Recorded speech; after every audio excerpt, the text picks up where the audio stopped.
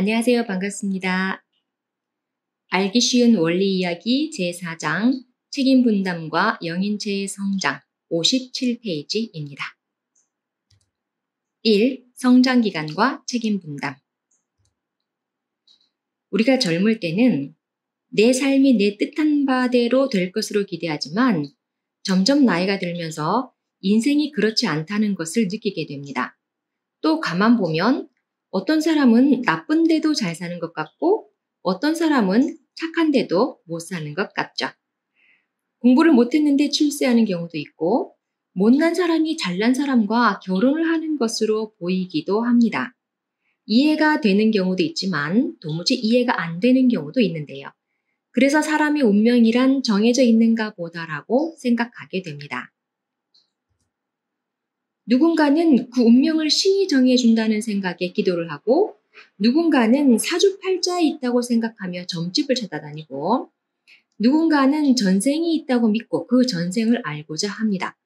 이런 관점에서 에덴 동산을 보자면 인간 조상인 아담과 해와가 자신에게 주어진 동산을 포기하고 타락하여 괴로움과 고통의 길을 가게 된 것도 하나님이 미리 정해놓은 운명이 아닌가 하고 생각하게 됩니다. 그래서 우리는 인간의 성장 기간과 책임 분담에 대한 정확한 이해가 필요한 것입니다. 아담은 어린아이로 지음받아 성장 기간을 거쳐서 완성하게 되어 있었습니다. 생명이 있는 모든 만물이 그렇다는 것이죠. 씨가 땅에 뿌려지면 뿌리를 내리고 줄기와 가지와 잎을 내고 꽃을 피우고 열매를 맺는 것과 같습니다. 만물은 봄, 여름, 가을과 같은 소생기, 장성기, 완성기에 3단계의 성장 기간을 거쳐서 완성해 가는데 그래서 사람을 보면 손가락, 발가락이 3마디로 되어 있고 팔과 다리도 3부분으로 되어 있습니다.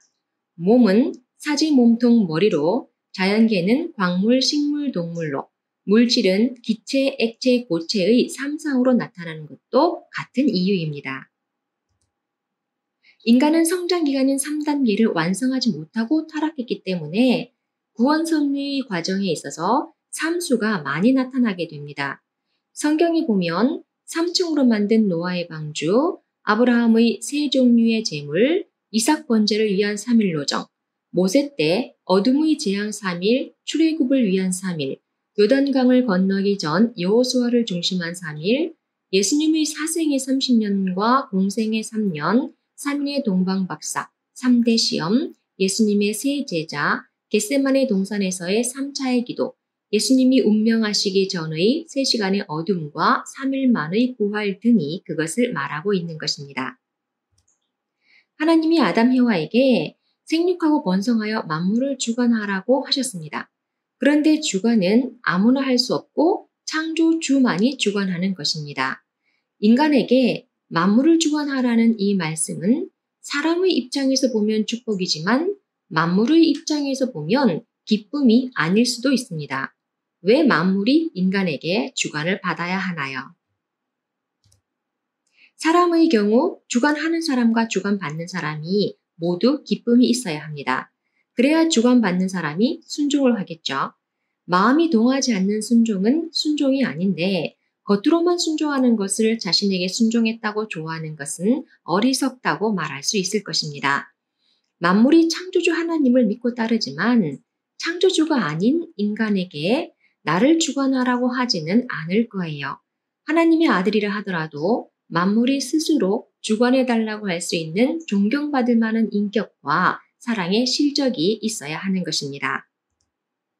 그런데 마음으로부터 우러나오는 존경은 감동 없이는 생겨나지 않습니다. 아담이 하나님의 아들로 태어났지만 만물이라도 타락한 아담에게 아담님이라고 하지는 않을 것입니다. 하나님은 아담과 해와가 만물로부터 존경받기를 소원하지만 그것은 아담, 해와 스스로 이뤄내어야 합니다. 그것이 생육하고 번성하여라는 말씀을 주관하라는 말씀보다 앞에 하신 이유입니다. 생육하라 번성하라는 말씀은 아버지를 사랑하고 남편과 아내를 사랑하고 자녀와 형제를 사랑하라는 말씀이잖아요. 성경 말씀에 기록된 것처럼 하나님을 사랑하고 내 이웃을 내 몸과 같이 사랑하라는 것이고 종적인 사랑과 횡적인 사랑을 완성하라는 것인데, 그렇다면 그럴 때 우리는 어떤 사람이 되는 걸까요? 바로 하나님을 닮은 사람이 되는 것입니다. 하나님을 닮은 사람이 되어 만물을 주관할 때 주관받는 만물이 인간과 하나님께 감사하게 되고 그래야 하나님이 기쁘시다는 것입니다. 그것이 창조 이상의 완성입니다. 만물도 기쁘고 천사도 기쁘고 아들, 딸도 기쁘고 하나님도 기쁜 천국이 그렇게 이루어지는 것이며 사람이라고 저절로 만물의 주관자가 되는 것은 아닙니다.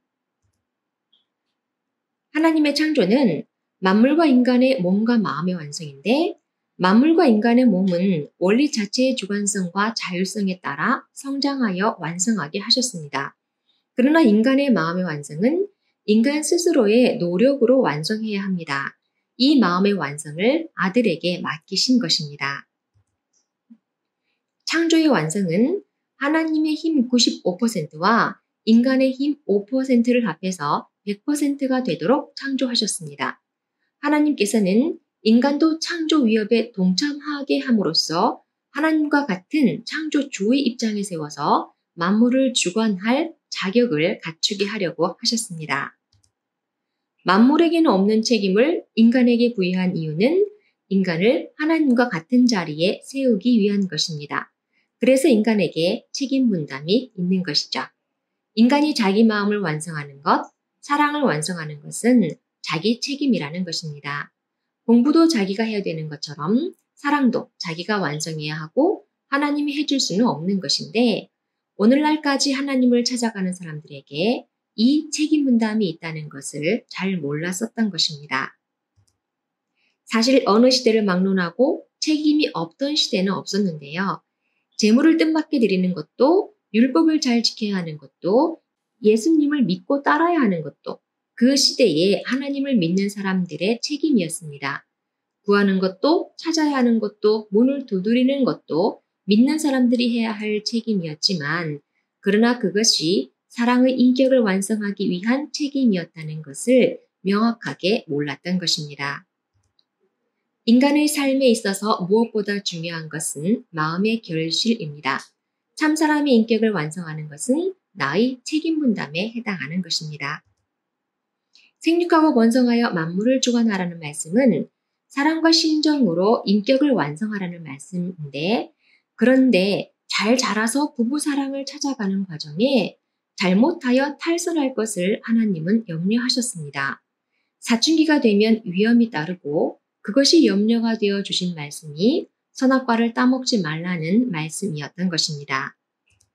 철들기 전에 먼저 이성의 사랑에 눈을 떠서 육적 욕망의 주관을 받게 되면 자기중심적인 마음을 가진 사람, 타락성을 가진 사람으로 성장해 가게 됩니다. 그래서 철들기 전에 선악과를 따먹지 말라고 한 것입니다. 부모의 사랑을 느끼는 것이 먼저이기 때문에 생육하고라는 말씀을 번성하여라는 말씀의 앞에 세우셨습니다. 아담과 해와가 타락하기 전 하나님의 마음은 사춘기에 자식을 둔 부모의 마음과 같았습니다. 부모는 자식이 잘해주기만을 바랄 뿐이고 선악과를 따먹지 말라는 것은 하나님의 간곡한 부탁이었습니다. 이것이 성장 기간에 해야 할 인간의 책임이었던 것이죠. 이 길은 하나님이 대신 가질 수 없고 인간이 스스로 가야 할 길입니다. 하나님께서 하셔야 할 일이었으면 인간에게 하라 하지 말라는 말을 하시지 않았을 거예요. 자식이 해야 할 책임을 스스로 해야 자식도 기쁘고 기뻐하는 자식을 보는 아버지도 기쁜 것입니다. 이어서 2편에서 계속하겠습니다.